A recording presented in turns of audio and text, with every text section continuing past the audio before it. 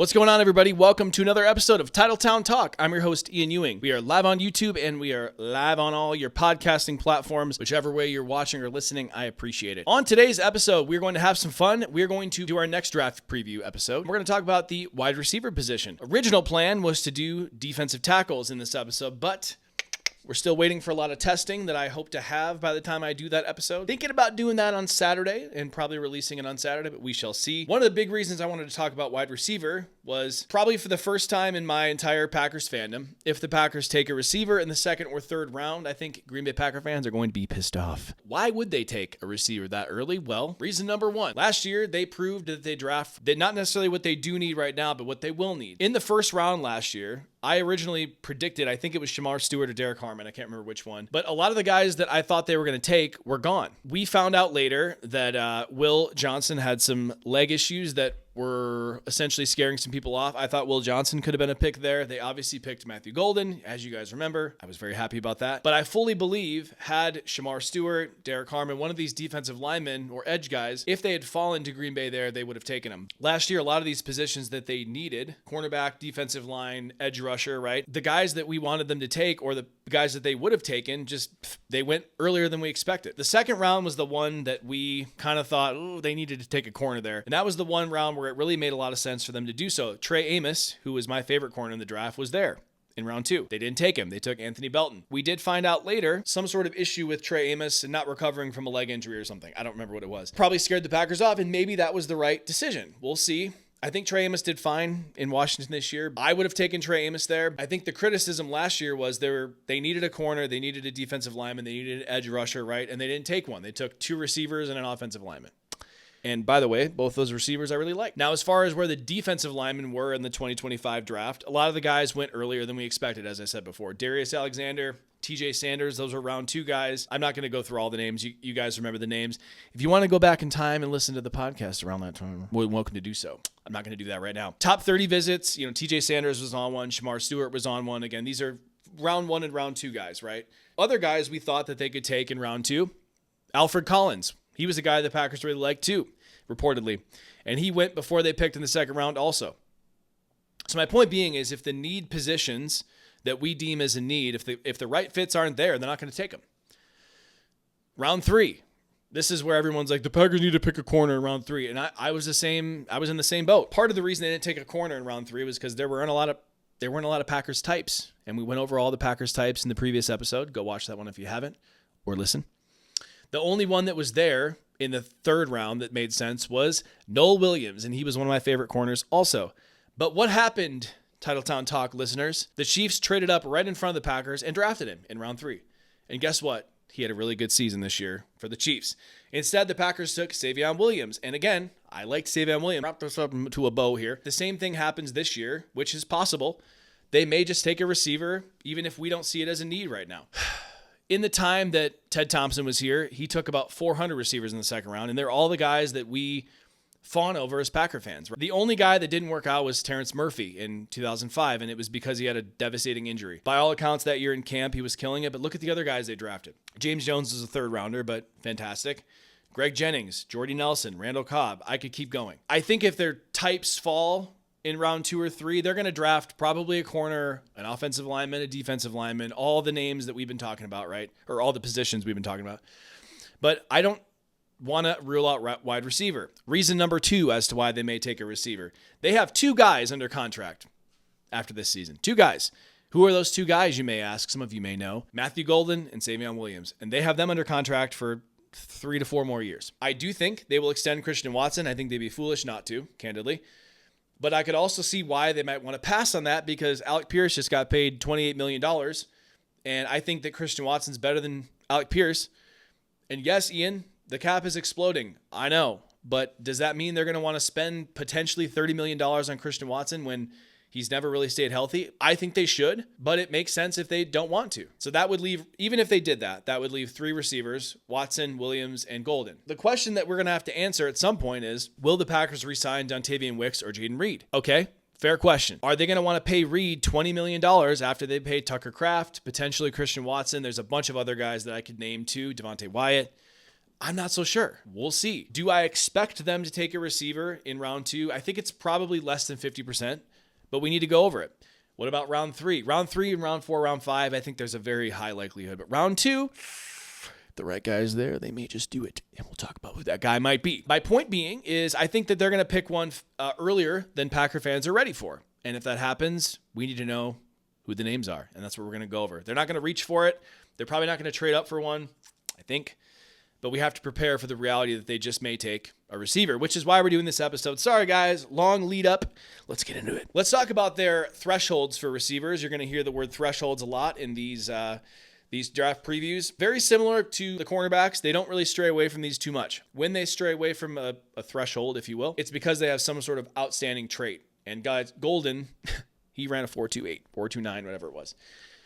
So he has elite speed, obviously strong draft pedigree. He completely exploded late in the season for Texas last year, or 2024, sorry. They will go off of it at times, but typically it's for like a freak show, and Matthew Golden was a freak show. We didn't have all of his testing at the time, which obviously hindered it a little bit. That's why I thought they might not take him, was because they didn't have the testing. Their thresholds are that the receiver has to be 5'11 and 195. Very rarely have they ever broken that. Jayden Reed's probably the only time they've snapped it, and that was for a slot guy. They need to run a 4.57 or faster 40-yard dash, and the big one, 7.08 or better 3-cone. So less than a 7.08 3-cone.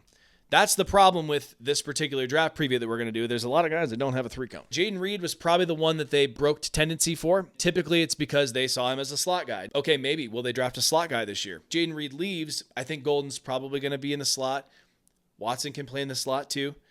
So I don't think they did draft another small guy. I really doubt that. I think bigger guys are going to be what they're looking for here. Quick disclaimer. Another thing the Packers have looked for, and we did not talk about this in the cornerback preview, and we're going to do this in all the previews going forward, is they like guys that have gone to the Senior Bowl. Senior Bowl, top 30 visits. If you guys hear me bring that up, that's a high likelihood Packer type. I'll kind of add in the cornerbacks who went to the Senior Bowl in a future episode. Every year that Goody has been the GM, they've drafted someone from the Senior Bowl. Last year it was Savion Williams, Anthony Belton. Jayden Reed was a Senior Bowl guy. Dontavian Wicks was a Senior Bowl guy. I could keep going. There's a lot of guys that have been in the Senior Bowl the Packers have drafted. Let's talk about our first guy today. I've rambled for, 10 minutes already? We're going to go in the order of the consensus board, and we'll talk about a few guys that I won't do scouting reports on. We'll just kind of touch on them quickly. As far as the scouting reports, where I pulled them from, obviously I watched about 10 to 20 minutes of tape on each person. I pulled the scouting reports from NFL.com. I left out the things that I sort of disagree with. And then I'll add some commentary on ones that I agree with. But the first guy we're going to talk about is Chris Brazzell from Tennessee. He is number 50 on the consensus board, 58 on PFF's board. Is he going to be there in the second round? Maybe. But he is 6'4", 198, so big dude. He ran a 4.37, so the dude can fly. We don't have any other testing for him, which sort of takes him out of the perfect Packers type. Last season, 1,000 yards and 9 touchdowns. The dude had a really productive year for Tennessee. Another thing the Packers like typically is they like guys who produced at the college level. I think they saw Savion Williams as he was a runner and a receiver. Savion didn't have a lot of receiving chops and receiving stats. It's crystal clear that they liked him for that reason. Now, Brazzell had an 80 receiving grade in 2025, and the competition's good. Tennessee plays in the SEC, I think. His strengths, again, 6'4", 198. He's got a huge catch radius, and he's got plays all over his tape where he's reaching full extension for passes. He has a one-hander on tape on the sideline that's just crazy. The dude's got great hands, and he's just super, super, super long arms. One thing that I also liked, and the scouting report says, his intermediate breaking routes took a big jump in 2025. There's a lot of guys that come out of the college ranks, and there's a few on this episode we're going to talk about, that just don't run their routes very well, especially in the intermediate routes. They just don't snap them off very well. He can do that. So I do like that from Brazzell. Jump ball scenarios, he's really, really good. The weird thing is he only had a 44% contested catch rate. Doesn't do well through contact, but in jump ball scenarios, he does quite well. He's a great vertical threat in general. I will say this, if they think that they're going to lose Christian Watson, I think they got to give this guy a hard look. I think Christian Watson will want to sign back with the Packers, but if there's any doubt whatsoever, they're going to need a guy who can take the top off. Yes, Golden can too, but he's 5'11", 6 foot. Last year, Brazzell had 509 deep catch yards after 20 yards downfield. He had 6 catches against Georgia, 178 yards. That's insane. Georgia's got, one of the corners we went over last week, Dalen Everett, he burned him several times. So Chris Brazzell's a guy I really, really like. I would be surprised if he's there at 52, but again, I wanted to talk about him. His weaknesses, his routes are just inconsistent. Like there'll be some plays where he looks really, really good on his routes. Other times he just looks lost. I do wonder if when he has trouble breaking off some of those in-breakers, I just think he maybe hasn't been asked to run a lot of them. So I do think that's going to be something they're going to have to work on. He has some route running chops and potential. His run after catch is really, really limited. These are the weaknesses, by the way. And that's really tough for Matt's offense. If you have poor run after catch, you're going to have a hard time getting targets on this team unless you're just going to be the deep threat guy. Like MVS, he couldn't run after catch either. Christian Watson can. They don't ask him to do it very often. But like Dontavian Wicks is great after the catch. Romeo was good after the catch. Jaden Reed, Matthew Golden as well. It's important to Matt, and you got to be able to create after the catch. So Brazel's not super good at that. The other thing that's on here, this is very true. He struggled against press. He's not even 200 pounds. I think that's why. Being 6'4", that's great. Yes, he can add some weight to his frame, but 6'4", 198 is kind of skinny. If you're already struggling in press against college guys, you can best believe the cornerbacks in the NFL are going to jam the shit out of him. He's probably gone when they pick. I'll say it one more time. If they think Watson's going to leave or they're not going to re-sign Watson, give him a look. If they do draft somebody this early, I think they're probably going to trade Dontavian Wicks or Jaden Reed. Minimum, though, it means they're probably not going to be re-signed. So we'll see. Let's talk about the first guy that's a perfect Packers fit. He's also my favorite receiver in the class, Bryce Lance from North Dakota State. He's Trey Lance's brother. If you guys remember Trey Lance, the quarterback, the 49ers picked him in the first round and took him way too early. They traded like 5 picks, 2 first-round picks for our boy Trey Lance, and it was bad. Bryce Lance, his brother, is a freak show. He's 6'2", 204 pounds, so plenty big enough. He scored a 9.94 RAS score. He ran a 4.34 40-yard dash at 204 pounds. Freak show. He also had a 7 flat 3-cone, so his 3-cone was far under the Packers' thresholds, which is good. His 10-yard split was wild. I had to double-check this number, 1.49. So that means his early speed is fantastic, and you can't coach that. North Dakota State, not a D1 program, right? Or I think it is D1 or FBS or whatever. I don't know all the terminology for the smaller schools. I think Bryce Lance has a lot more upside than Watson did, and that's crazy to say because when Watson came out, guys, I know I wasn't doing a podcast at that time, but I loved Christian Watson. And when they took him, I was ecstatic. I was in the living room going to dinner. My mom was at my apartment in Phoenix, and I was like, yeah! And they traded up for him. They were trying to trade up for him in the first round. So for me to say that I think Bryce Lance has a higher ceiling than Christian Watson, that is a compliment. Last year, he had 1,100 receiving yards and then 1,000 yards in 2024 also. And if you guys remember, one of the knocks on Christian Watson was he didn't have a lot of stats. NDSU likes to run the ball a lot. I don't know if they did more throwing this year. I think so. I'm assuming. Christian Watson never had this kind of production. As far as his yards per catch, 22 yards per catch. That's a lot. And he's getting open deep a lot. Last year, he only had 3 drops the entire season, which is insane. 89 receiving grade from PFF. Now, as far as where he's at on the consensus board, he's much higher on PFF's board at 62. He's 90th on the consensus boards. I think he's a round 2 guy. I highly doubt he's going to make it to 90. A lot of the consensus board numbers, too, we're going to talk about this at other points, they haven't taken into account a lot of the athletic testing, and that's one of the things that makes Bryce Lance so exciting is how athletic he is. If Green Bay takes him at 52, I would come on this podcast and do cartwheels, and I can't even do a cartwheel. I'd be really, really happy about this. Now, would Packer fans be happy about this? Ooh. Depends on who's there that they skip over. I would be really happy. Let's go over his strengths first. He's a really good route runner. I don't want to pick on Christian Watson, but when Christian came out, he was not a great route runner. His route tree was not even half as developed as Bryce Lance's was. He snaps his routes off really well, both short and intermediate. He's great deep. Another thing he's really good at is he's really good at tracking the ball on deep balls. And that's another thing. I don't want to keep picking on Christian Watson because he's obviously improved a lot. But like deep balls, Bryce Lance will find that damn ball. And that's something I always liked about Devontae as well. And really, Jordy Nelson was good at this too. Like they will find the ball in the air. And then you do a juxtaposition with MVS, for example, who just can't find the ball. I mean, it's an important skill to have, being able to track the ball on deep balls. He had the 4th most deep yards in college football last year. That's a lot. He's got sticky hands. He can stop on a dime after running full speed. That's also important. That's what makes his high ceiling as a route runner. He's a little bit more compact than Christian was. He's much shorter limbed than Christian was. Bryce Lance has a sky-high ceiling. Now, his weaknesses, the biggest, most obvious one is he never really faced any superior athletes. You know, his competition level, we're talking about, I don't even know the divisions. I'm sorry, guys. NDSU does not have great competition. He's not playing Alabama. He's probably, going to face some really good athletes. He's never faced good athletes like this. We don't know what that's going to look like. We only have the potential, right? And that's what we're drafting anyway. He's going to have to work on his press coverage, breaking out of press coverage. If he gets more physical corners on him, and nobody was really able to get physical enough with him at NDSU, NFL guys are going to hit him at the line, and we don't know what that's going to look like. He might be great at it. We don't know. Maybe he'll be really good at this, but we don't have any proof of concept yet. The other thing, he leans a little bit on his routes, the tips off corners, not on deep balls. I watched like 30 minutes of Bryce Lance because I like him. There was definitely some of this on tape where he, kind of just leans before he snaps his route off. You guys like that? If you guys are only listening to this, YouTube, I just made an ass of myself. The ceiling is there. He can progress as a route runner. I don't think he's just he has not tapped his potential at all. But when you lean and you sort of tip off your routes, smarter corners are going to see exactly what he's doing. He's going to have to work on that quite a bit. He's also more of a body catcher right now. That's also now he does have some crazy athletic, full extension catches also. Like on in-breaking routes, he doesn't really pluck the ball very well. He kind of lets it get into his body a little bit, gets in here a little bit. Now, is that a huge concern? Not really. His weakness is if he was in D1 and he looked like this against D1 corners, he'd be a first-round pick, hands down. And you got to sort of make the calculation. Do you fault him for going to NDSU? I mean, no.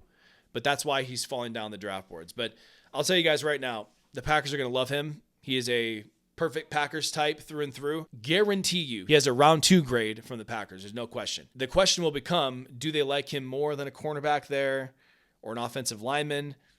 Maybe.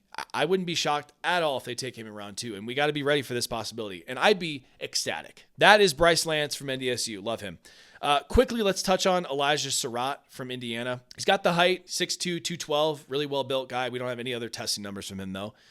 73 on consensus, 74 on PFF. 86 grade last year for Indiana, so solid. Indiana, getting thrown balls from Mendoza. I think he had a pretty good game in the national championship as well. I don't really watch a lot of college football. Hate to confess that, but we'll leave him in here as a possibility only because of size perspective, but he's a round 2, round 3 guy. The other guy I'm excited to talk about, he's a perfect Packers type as well as Ted Hurst from Georgia State. I believe Georgia State's where Calvin Johnson went to. I could be wrong about that. He's slotted to be a round 3 guy. He's 87 on consensus, 94 on PFF, 97 on PFF. Sorry. Now, he is 6'3", 206 pounds, so he is a big dude. He ran a 4.42, so plenty fast enough for the Packers. We do not have any agility testing on him, but he's a perfect Packers type. He also is a Senior Bowl guy, and he tore it up at the Senior Bowl. And again, when they're a Senior Bowl guy, the Packers like that because they have a lot of intel on him. They probably spent time with him. I really like Ted Hurst. I don't like him as much as Bryce Lance, but he's probably a close second for me. 6'3", 206, ran a 4.42. That's freaky. Now, in terms of PFF grades, 82 grade from PFF. He had a 60% contested catch rate. That's crazy high. Looking at a lot of receivers, they have like 40% contested catch rate. Not Ted Hurst, 60%. That's great. 1,000 yards receiving. The only flaunt on his stats, he had 7 drops, a 9% drop rate. That's not like horrible. Not as bad as Savion Williams, by the way. Savion would make a lot of crazy catches. Ted Hurst has less of those acrobatic, really challenging catches on tape. At least I didn't see a lot of them. So last year, he was targeted 124 times. That's wild. It's a lot of targets. So clearly he was their number 1 receiver. Now, his strengths, he's got a really high ceiling as a route runner. I think he could be the best route runner in this class eventually. Got a really nice stutter and go move. Acceleration is top tier for a tall guy. He does a good job tracking the ball in the air. So again, does well on deep balls. The one thing I loved about him though, and this is in the scouting report, it's all over the tape too. He's got a second gear on deep balls. Chris Brazzell was the first guy we talked about. He was very similar. Like he can stack the corner really, really well. And essentially he has a second gear and just burns the hell out of him. And remember, Georgia State doesn't have an all-star quarterback, doesn't have a Jordan Love at quarterback. I think we're going to see a lot of deep balls from our boy Ted Hurst. Now, weaknesses, inconsistent hands. You see it in the drop numbers. He doesn't make the tough catches. That's the thing with Savion. Savion had a lot of drops, but the Packers saw him as like the dude makes a lot of tough catches. So it's like concentration drops. You can work on that. Ted Hurst is a little bit more of a project with his hands. He doesn't really use his size well. That's on the scouting report. I have to agree with that. Christian Watson was like that his first 2 seasons too. Like being a big guy, you expect somebody to go in there and just body the corner, because a lot of the corner is not this big. That's why the Packers like bigger corners, is because they can challenge bigger guys like Ted Hurst. If you're not using your size well, that's a problem. And that's something that was very obvious. Another thing, bad competition. I mean, he was playing at Georgia State. I mean, he's not playing good corners in practice either. The last thing was he's not a great run blocker. And partly he wasn't asked to do it a lot. You need to be able to block to be a Matt LaFleur scheme, as you guys know. Now, where would I draft him? He's a round 3 guy for me. I would not pick him in round 2, but tons of upside. I am less excited about him than Lance, but he's probably my number 2 guy on this list. Fun player. Really quick, let's touch on Malachi Fields from Notre Dame. He's at 62 on the consensus board, 101 on PFF board, so there's definitely a huge jump there. Now, consensus is going to catch up to him at some point. He is 6'4", 218, so plenty big. In fact, he's massive. He ran a 6.98 3-cone, so that fits the Packers' threshold there. He's a Senior Bowl guy, which is good. Check, check. But here's the stinker, and this is what takes him out of that perfect Packers type. He ran a 4.6 140, and that's why I think he's at 101 on the PFF board. I think that's probably close to where he's going to go. That 40 time is going to hurt him. He's not going to go in round 2 for that. Probably takes him off Green Bay's board as well, but I did want to talk about him. If he's a round 3 guy, I would be interested in him for sure. If his 40 was better, he'd be a tier 1 perfect fit for the Packers. Another guy we'll talk about really quick, briefly, is Jacoby Lane from USC. Senior Bowl again. 9.38 RAS score. Ran a 4.42 at 6'4", 204 pounds. 6'4", 204 pounds. That's impressive. Consensus, he's at 108. He's probably a round 3, round 4 type of guy, but I liked him a lot. The only thing that takes him out of that perfect fit for the Packers is no 3-cone. PFF has him in the 130s. That's lower than consensus. We'll see if consensus agrees or disagrees with more testing coming in. But 81 receiving grade in 2025. He had 12 touchdowns in 2024. It's a lot. So he's been a red zone threat for sure. Really, really quickly on his scouting report. Long strides. He moves like a gazelle. He looks like a gazelle, honestly. Great ball skills. One other knock on him is he doesn't have a lot of routes in his tree, but the ones he does run, the deep balls, the fade routes, he's fantastic at those. Long arms, big hands, that helps him a lot downfield. Obviously, he can fight smaller corners. And then his run after catch is pretty good for being a bigger guy. I saw that on tape as well. They would give him like screens and slant routes, and he moved really, really well for 6'4". Opposite of MVS. Weaknesses, runs his routes at a single speed. Yeah, he doesn't really have like different gears as opposed to some of the other guys we've talked about. Does not play well through contact, so if you jam him, that's a problem. And then he struggles in breaking routes, intermediate routes in general. That's going to be a project for him. He wasn't asked to do it. That's going to be, again, are you betting on the ceiling or are you betting on what you've seen? The Packers are going to bet on the ceiling, but we don't have a lot of proof of concept that he can run those smaller routes. Next guy that I really like, I'd probably put him at number 3 for my like Packers types, Dejon Stribling from Mississippi. Dejon Stribling. Remember that name. If you guys said, Ian, who's the most likely receiver pick for the Packers in this draft? It's him. Because he's probably going to be a round 3, round 4 guy. He's 152 on consensus, 114 on PFF. They probably have him higher than that. They would probably not pick him in round 2. In fact, I'd be shocked if they did. But he's definitely higher than 152 on their board. I promise you that. 6'2", 207, plenty big enough. RAS score of 9.54. He ran a 4.36, guys. Wow. For being, 6'2", 207 to run a 4.6 or 4.36, that's crazy.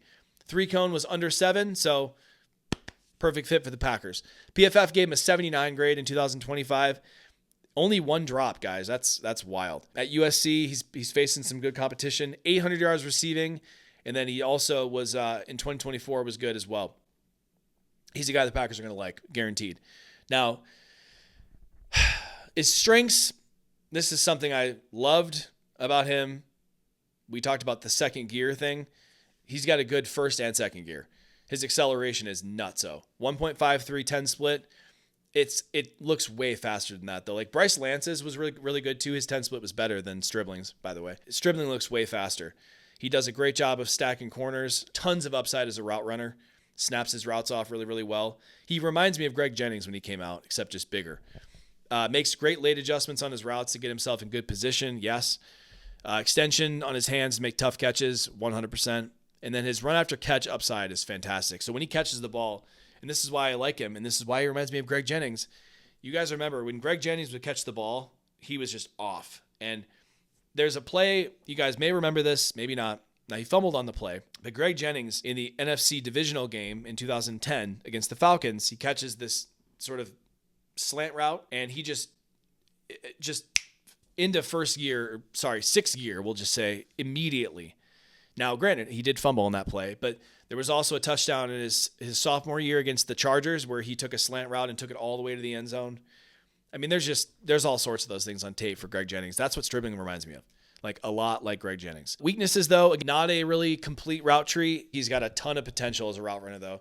The other thing, not a lot of creativity on his routes, but he's going to have his routes given to him. He's not going to have to win one-on-ones, not on LaFleur's system. He kind of reminds me of Dontavian Wicks, too, as a route runner. So I really like Stribling a lot. I might like Stribling more than Hurst, by the way. Weaknesses, again, struggles to sink his hips on intermediate routes. Yeah.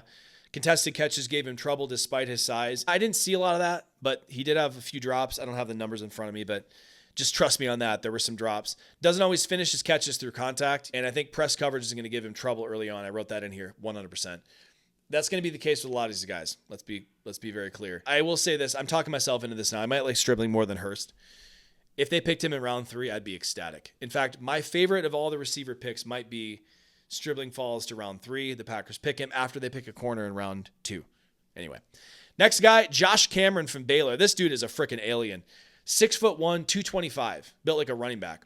He plays receiver, looking like running back. One of the reasons we're going to go over him, he was at the Senior Bowl. We don't have a lot of combine testing for him, but he was expected to test like a freak. I think he was on Bruce Feldman's freak list. 143 on consensus, 168 on PFF. Round 4, round 5 type. 8th most contested catches in the entire NCAA last year. 72 PFF grade, 73 in 2024. Keep your eye on him. I think he's really, really fun. His scouting report, strengths. To be that big, 6'1", 225, he uses his physique, just his play strength in general is crazy. Bullies man coverage, gets open with physicality. Yeah. Really, really strong red zone threat also. Back shoulders, jump balls, quick slant routes. He's not going to drop contested catches, guys. That's why I like him so much. And one of the reasons I like him, too, as an option is he does not resemble any of the Packers types at receiver. Like, he's not like Dontavian Wicks. He's not like Watson. He's not like Golden. Not like Reed. He's his own monster. And I could just think of 400 ways that LaFleur could design an offense for him. Great ball skills. Does not lose track of the ball in the air. Another great thing. He actually balled out at the Senior Bowl. The thing that sucks about him, though, is we don't have a lot of testing, like I said, but I think he would have tested well. And he bullies cornerbacks and gets a lot of yak. Weaknesses, his short area burst is short or not great. That might be why he didn't run the 40 and the other agility drills, because maybe he just didn't want to show that he's a bit slower. Green Bay knows if he's good at that or not, if he would have had good testing or not. He runs upright on his routes. He kind of cuts off his routes too early at times. His footwork's inconsistent on his routes. He's going to be a project there, but you can't teach size. You know, Ron Wolf said that. Ted Thompson said that. Goody's probably said that too. This dude's just massive, and he's yoked. Look him up, guys. Josh Cameron, he's a freak. Last guy that we're going to go into detail on is a guy named Caleb Douglas from Virginia Tech. He's 6'3", 198. A little bit light, but still good size. Senior Bowl guy. And Douglas is 240 on the consensus board. I think the consensus board's a little bit behind. PFF has him at 150. PFF has him almost 100 spots higher. His RAS score is 948. Again, 6'3", 198. He was actually 206 at the combine. He ran a 4.39. Really, really fast. His vertical is really bad. Now, just for perspective, I had a 28-inch vertical in high school, which was bad. He had a 31-inch vertical. I have to wonder if maybe he had like an injury or something. That's bad. 31-inch vertical. There were linemen who had better verts than him. And hopefully Caleb Douglas isn't listening to Titletown Talk. I love your tape, bro. 66 grade from last year, which was a decline from 2024. So maybe, again, PFF grades are just a marker. I'm not certainly saying that there's some sort of gospel, but he did decrease his productivity from 2024 to 5. Maybe there was an injury there that I missed. His strengths, 79-inch wingspan. What? That's crazy. 79-inch wingspan is freakishly long arms. Plays through contact very well. Fantastic deep ball awareness and a very willing run blocker. Cough, cough. Weaknesses, does not sell his routes very well. Yeah, this is actually true. Double moves look really bad. I might be able to fool a corner better than him at double moves, like a stutter, step, and go, or a out and up clunky route runner and intermediate routes. His route running is going to take a while. There's just not a lot of stuff that he showed he can do. I think there's probably some potential there. That could be why he didn't run the agilities. Too many focus drops as well. There were a lot of drops on tape. There was a 3-minute stretch there where, like, of the 5 targets he got, he dropped 3 of them that I watched. Not great. But I do like him. Round 5, round 6 guy. I'm all for it. He's probably a Packers type too, so we got to keep an eye on him. That's going to do it for all the top line guys. Let's go through a couple of later round guys that I like. Jeff Caldwell from Cincinnati. He had the highest RAS score in the whole 169 on the consensus board. Grab onto something for these numbers, guys. 6'4", 216. So, whoa. 4.31 40-yard dash. Crazy. He did not do agility skills. 42-inch vertical. Like, that's insane to me. Look, I feel like I'm shitting on Caleb Douglas here quite a bit. When you got a guy like Jeff Caldwell doing a 42, it's 10 inches higher. That's a lot. Eli Heidenreich from Navy. I almost did a scouting report on him, but I got to obviously save some time here. He's a perfect Packers type through and through. He's a little short. He's 191 in the consensus. Is he a round 6, round 7 kind of guy? Yeah. 5'11", 198, 4'4", 40. And a crazy 3-cone. He ran a 6.55 3-cone. So the dude's quick. Eli Heidenreich, if he didn't go to Navy, I think would be a higher guy. He's somebody to look at. J. Michael Sturdivant from Florida, 9.95 RAS score. 6'2", 207, 4.4 40. Fast and quick. No agilities, of course. 267 on the consensus board, so maybe a round 7 guy. Malik Maiga from Coastal Carolina, 9.58 RAS. He's a perfect Packers type through and through. 7.08 3-cone, 4.45 40. 6'3", 205. He's not even on the consensus board, though. So he's probably an undrafted guy. Amari Evans from Washington, 9.5 RAS. Another perfect Packers type. 4.3 flat 40. Fast. 6.95 3-cone. He's 6 foot, 200 pounds on the dot, but again, not on the consensus board. So he's probably way, way down there. Let's wrap up the episode of it here, guys. I gave you 4 million names. Not quite as stacked as last year's class at receiver. We had a ton of names last year. A lot of those guys ended up being good. Torrey Horton was a guy I liked.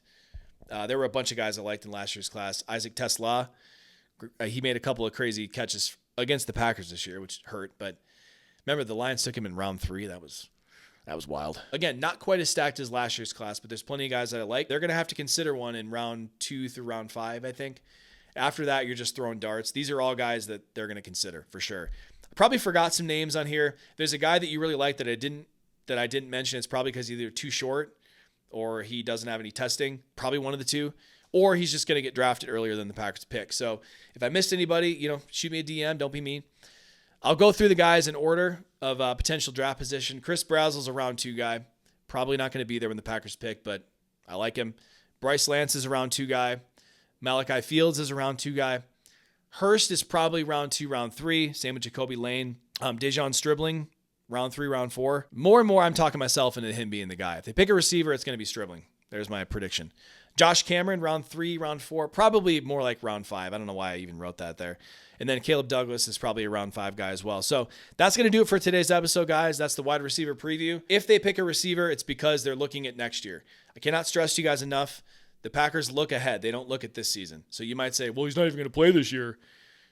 Yeah, probably not. They're going to need him next year. They're going to need him in 2028. The fact that they have, 4 million picks next year, all the comp picks plus the one they got for Rashawn Gary, guarantee you they're going to draft at least one receiver next season. But if one of these guys falls into that spot, they will not hesitate to take them. I appreciate you guys watching. Subscribe to the YouTube channel. If you're listening right now, go to the YouTube channel and subscribe. Leave a comment. If you're on Apple Podcasts, Spotify, download it. Leave a comment. Give me a 5-star review. I massively appreciate any support that you have. And I will see you guys in the next video. Defensive tackles is next, probably this weekend. So I'll see you in that one. In the meantime, go Pack, go.